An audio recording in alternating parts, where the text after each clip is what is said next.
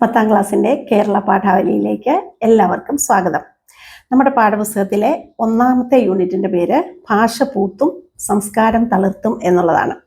ഭാഷയെന്ന് പറയുന്നത് നമുക്ക് ആശയവിനിമയത്തിനുള്ള ഒരു ഉപാധിയാണ്.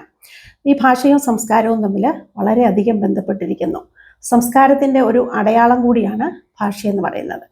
ഈ പൂക്കുക തളിർക്കുക എന്നുള്ള പദങ്ങൾ വളർച്ചയുടെ ഘട്ടങ്ങളെയാണ് സൂചിപ്പിക്കുന്നത്. ഇവിടെ നമുക്ക് ഈ പ്രവേശകമായിട്ട് ആദ്യം നൽകിയിരിക്കുന്നത് മലയാളത്തിലെ പ്രശസ്ത കഥാകാരനായ OV വിജയൻ്റെ ഖസാക്കിൻ്റെ ഇതിഹാസം എന്ന നോവലിലെ ഒരു ചെറിയൊരു ഭാഗമാണ്.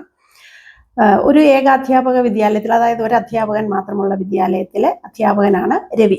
അദ്ദേഹം കുട്ടികളുമായിട്ട് നടത്തുന്ന ഒരു ചെറിയ സംഭാഷണ ശകലം നമുക്ക് നോക്കാം. ഇന്നൊരു കഥ പറയാം. അയാൾ പറഞ്ഞു. എന്ത് കഥയാ വേണ്ടത്? കുട്ടികളെല്ലാവരും ഒന്നിച്ച് സംസാരിക്കാൻ തുടങ്ങി.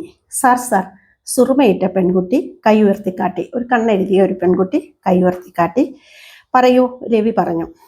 സാർ, ആരും ചാകാത്ത കഥ. അവൾക്ക് ആരും ചാകാത്ത ഒരു കഥയാണ് കേൾക്കേണ്ടത്. രവി ചിരിച്ചുപോയി. അവളുടെ നിഷ്കളങ്കമായ ഈ ഒരു പറച്ചിൽ കേട്ടിട്ട് അധ്യാപകൻ ചിരിച്ചു. അവൾ തുടുത്തു. അവൾ നാണിച്ചും പോയി. എന്താ പേര്? രവി ചോദിച്ചു. കുഞ്ഞാമിന. ശരി, രവി പറഞ്ഞു. രവി കഥ പറയാൻ ഒരുങ്ങി. കഥ മാത്രമല്ല, എല്ലാം വൈകാരികമായി അവതരിപ്പിക്കാൻ ഭാഷ വേണം, മാതൃഭാഷ വേണം, ചർച്ച ചെയ്യുക എന്നാണ് ഇവിടെ പറഞ്ഞിട്ടുള്ളത്. അതായത് കഥ പറയാൻ മാത്രമല്ല, നമ്മുടെ ഉള്ളിലുള്ള എല്ലാ വികാരങ്ങളെയും ചിന്തകളെയും അതിൻ്റെ തീവ്രത അല്പം പോലും ചോർന്നു പോകാതെ നമുക്ക് ആവിഷ്കരിക്കാനായിട്ട് നമ്മുടെ മാതൃഭാഷയാണ് ഏറ്റവും യോജിച്ചത്. നമ്മുടെ ഭാഷ എന്ന് പറയുന്നത് നമ്മുടെ പെറ്റമ്മയെ പോലെയാണ്. മഹാകവി വള്ളത്തോൾ പറഞ്ഞിട്ടുണ്ട്, മറ്റുള്ള ഭാഷകൾ കേവലം ധാത്രിമാർ, മർത്യന് പെറ്റമ്മ തൻ ഭാഷ താൻ.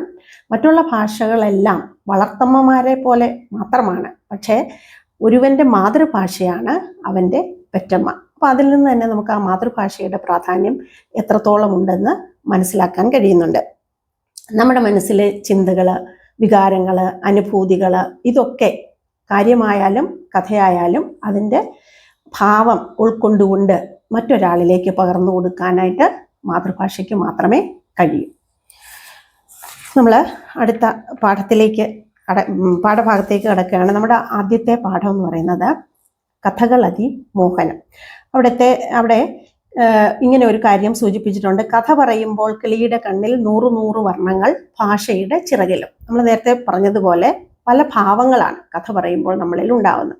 ഇവിടെ കഥ പറയുന്ന കിളിയുടെ കണ്ണിലും 100 വർണ്ണങ്ങൾ, ആ വർണ്ണങ്ങൾ എന്ന് പറയുന്നത് ഭാവങ്ങളാണ്. അത് ഭാഷയുടെ ചിറകിലേറിയിട്ടാണ് നമ്മുടെ അടുത്തേക്ക് എത്തുന്നത്.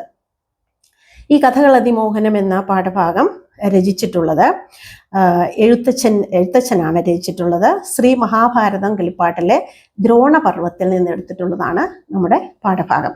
എഴുത്തച്ഛനെ കുറിച്ച് നമുക്ക് എല്ലാവർക്കും അറിയാം. ആധുനിക മലയാള ഭാഷയുടെ പിതാവാണ് എഴുത്തച്ഛൻ. അദ്ദേഹത്തിൻ്റെ പ്രത്യേകത എന്ന് പറഞ്ഞാൽ കിളിപ്പാട്ട് പ്രസ്ഥാനത്തിൻ്റെ ഉപജ്ഞാതാവും കൂടിയാണ് എഴുത്തച്ഛൻ. കിളിയെ കൊണ്ട് കഥ പറയിക്കുന്ന ഒരു രീതിയിലാണ് ഈ കാവ്യരചന അദ്ദേഹം നിർവഹിച്ചിട്ടുള്ളത്. നമുക്ക് പാഠഭാഗത്തേക്ക് കടക്കാം. കഥകൾ അതിമോഹനം. മോഹനം എന്ന് പറഞ്ഞാൽ മോഹിപ്പിക്കുന്നത്, മനോഹരം. അതിമോഹനം, അതിമനോഹരം. ഇവിടുത്തെ സന്ദർഭം എന്ന് പറയുന്നത് മഹാഭാരത യുദ്ധം. ആ ഭാരത യുദ്ധത്തിൻ്റെ കഥ പറയാനായിട്ട് കവി കിളിയോട് ആവശ്യപ്പെടുന്നു. ഭീഷ്മര് അമ്പേറ്റ് വീണതിന് ശേഷം കർണന്റെ നിർദ്ദേശമനുസരിച്ച് ദുര്യോധനൻ ദ്രോണരെ സേനാപതിയാക്കുന്നതാണ് നമ്മുടെ പാഠസന്ദർഭം. നമുക്ക് പാഠത്തിലേക്ക് കടക്കാം. പഞ്ചവർണ്ണ കിളിപ്പെൺകിടാവേ തെളിഞ്ഞൻ ചെവി രണ്ടും കുളിർക്ക പറക നീ. ഇത് കവി കിളിയോട് ആവശ്യപ്പെടുന്നതാണ്. അല്ലയോ പഞ്ചവർണ്ണ കിളിപ്പെൺകിടാവേ, തെളിഞ്ഞ് സന്തോഷത്തോടുകൂടി എൻ ചെവി രണ്ടും കുളിർക്ക പറക നീ. എൻ്റെ ചെവി രണ്ടും കുളിർക്കുന്ന പോലെ, അല്ലെങ്കിൽ എൻ്റെ മനസ്സ് കുളിർക്കുന്ന പോലെ, എനിക്ക് സന്തോഷമുണ്ടാകുന്ന പോലെ കുളിർക്ക പറക നീ പറയുക. നെഞ്ചം തെളിഞ്ഞു കുറുക്കി കൊഴുത്ത പാൽ പഞ്ചതാരപ്പൊടി കൂട്ടിക്കുഴമ്പാക്കി. ഞാൻ മനസ്സ് നിറഞ്ഞ് പാല് കാച്ചി കുറുക്കി കൊഴുപ്പിച്ച് അതിലേക്ക് പഞ്ചതാരപ്പൊടി കൂട്ടിച്ചേർത്ത് ഒരു നല്ല കുഴമ്പ് പരുവത്തിലാക്കി. നല്ല കദളിപ്പഴങ്ങൾ തിരഞ്ഞു ഞാൻ, ഏറ്റവും നല്ല കദളിപ്പഴങ്ങൾ ഞാൻ തിരഞ്ഞെടുത്തു.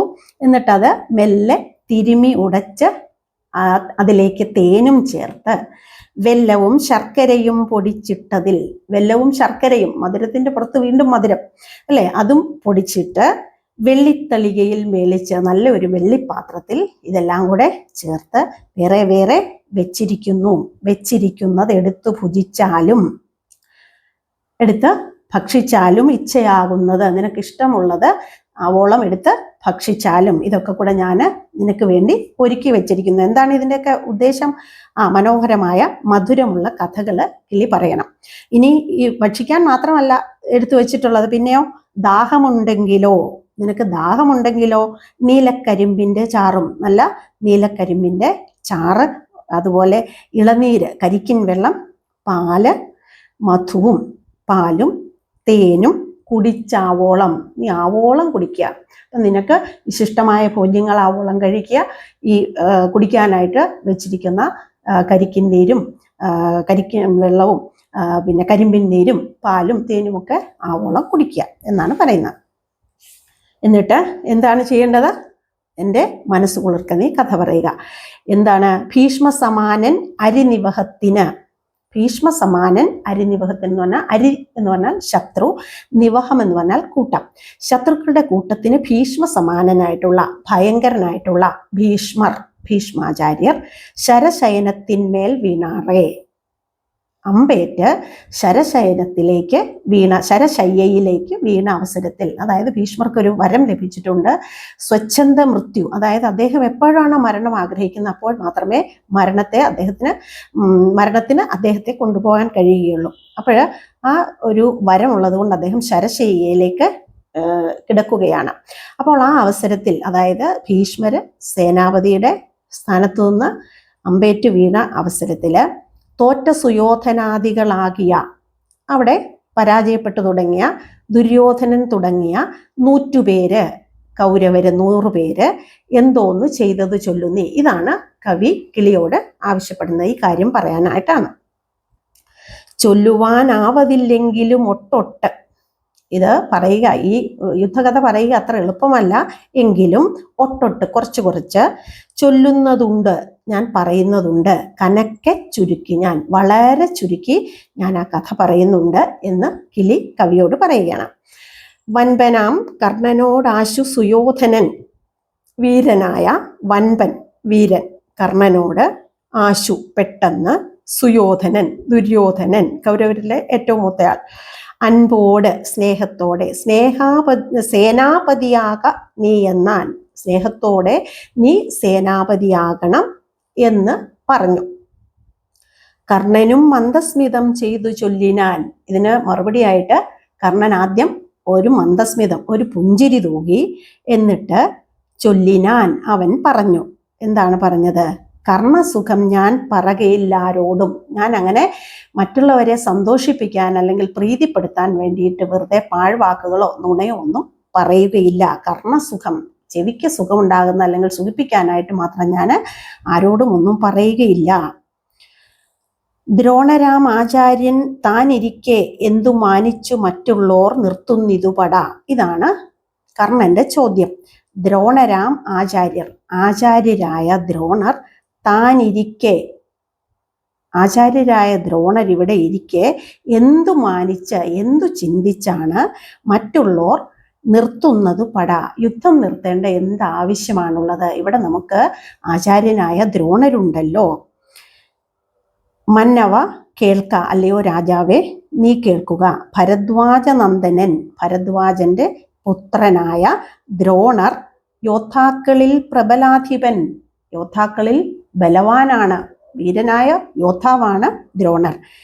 പിന്നെ ഞാൻ പക്ഷേ ഭരിക്കുന്നതുമുണ്ട്, ഞാനാകട്ടെ അംഗരാജ്യം ഭരിക്കുന്ന രാജാവുമാണ്. അപ്പൊ ദ്രോണര് സേനാപതിയാകുന്നു, ഞാന് രാജാവാകുന്നു.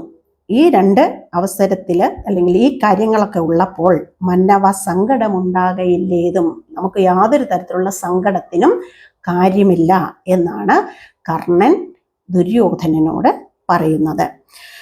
മന്നവ സങ്കടമുണ്ടാകയില്ലേതും, മാനിയായുള്ള സുയോധനൻ ദ്രോണരെ സേനാപതിയായി അഭിഷേകവും ചെയ്താൻ.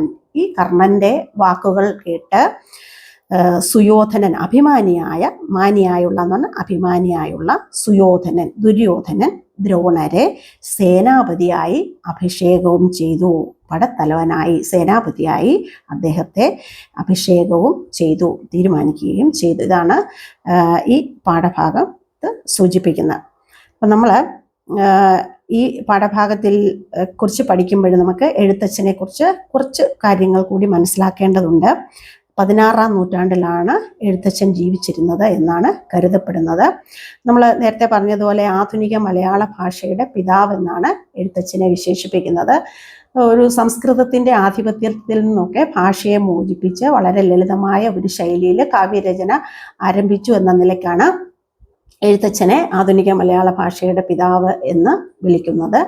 അതുപോലെ തന്നെ അദ്ദേഹം ഭക്തി പ്രസ്ഥാനത്തിൻ്റെ ഉപജ്ഞാതാവ് കൂടിയാണ്. ഭക്തി പ്രസ്ഥാനം എന്ന് അത്തരത്തിലുള്ള ഒരു പ്രസ്ഥാനത്തിൻ്റെ ആവിർഭാവത്തിന് ഉണ്ടാകുന്നതിന് കാരണമായി തീർന്നത് കേരളം അന്ന് നിരവധി നാട്ടുരാജാക്കന്മാരുടെ കീഴിലാണ് ഉണ്ടായിരുന്നത്. അപ്പോൾ ഈ നാട്ടുരാജാക്കന്മാരൊക്കെ തമ്മിൽ പരസ്പരം കലഹിക്കുകയും യുദ്ധം ചെയ്യുകയും ഒക്കെ ചെയ്യുന്നത് പതിവായിരുന്നു. അപ്പോൾ അതുകൊണ്ട് സാംസ്കാരികമായ ഒരു പതനം ആ കാലഘട്ടത്തിൽ കേരള ജനതയ്ക്ക് പൊതുവെ ഉണ്ടായിരുന്നു. അപ്പോൾ ഇതിൽ നിന്ന് ഈ ജനതയെ ഒന്ന് കൈപിടിച്ചുയർത്തുന്നതിന് ഭക്തിക്ക് മാത്രമേ കഴിയൂ എന്ന് എഴുത്തച്ഛൻ വിശ്വസിച്ചിരുന്നു. അതുകൊണ്ട് തന്നെ അദ്ദേഹം തൻ്റെ കൃതികളിൽ ഭക്തിക്കാണ് പ്രാധാന്യം നൽകിയിരുന്നത്. അദ്ദേഹത്തിൻ്റെ 2 പ്രധാനപ്പെട്ട കൃതികൾ എന്ന് പറയുന്നത് അധ്യാത്മരാമായണം കിളിപ്പാട്ടും ശ്രീ മഹാഭാരതം കിളിപ്പാട്ടുമാണ്. വ്യാസൻ്റെ മഹാഭാരതവും വാൽമീകിയുടെ രാമായണവും സംസ്കൃതത്തിൽ നിന്ന് അദ്ദേഹം ഭാഷയിലേക്ക് ഒരു സ്വതന്ത്ര വിവർത്തനം, വേണ്ട മാറ്റങ്ങളൊക്കെ വരുത്തിക്കൊണ്ട് ഉള്ള ഒരു സ്വതന്ത്ര വിവർത്തനമാണ് അദ്ദേഹം നടത്തിയിട്ടുള്ളത്. അതുപോലെ തന്നെ എഴുത്തച്ഛനെ കിളിപ്പാട്ട് പ്രസ്ഥാനത്തിൻ്റെ ഉപജ്ഞാതാവ് എന്നും പറയുന്നതിന് കാരണം ആ കാലഘട്ടത്തിലൊക്കെ അല്ലെങ്കിൽ എഴുത്തച്ഛൻ്റെ കാലഘട്ടത്തിന് മുൻപ് തന്നെ കിളികളെ കൊണ്ട് കഥ പറയിക്കുന്ന ഒരു രീതി നിലവിലുണ്ടായിരുന്നെങ്കിലും എഴുത്തച്ഛൻ്റെ കാലഘട്ടത്തിലാണ് അതിന് കൂടുതൽ പ്രചാരം ലഭിച്ചത്. അതുകൊണ്ടാണ് എഴുത്തച്ഛനെ കിളിപ്പാട്ട് പ്രസ്ഥാനത്തിൻ്റെ ഉപജ്ഞാതാവ് എന്നും സൂചിപ്പിക്കുന്നു. അപ്പം ഇതാണ് ഈ പാഠത്തെക്കുറിച്ചുള്ള വിശദീകരണം.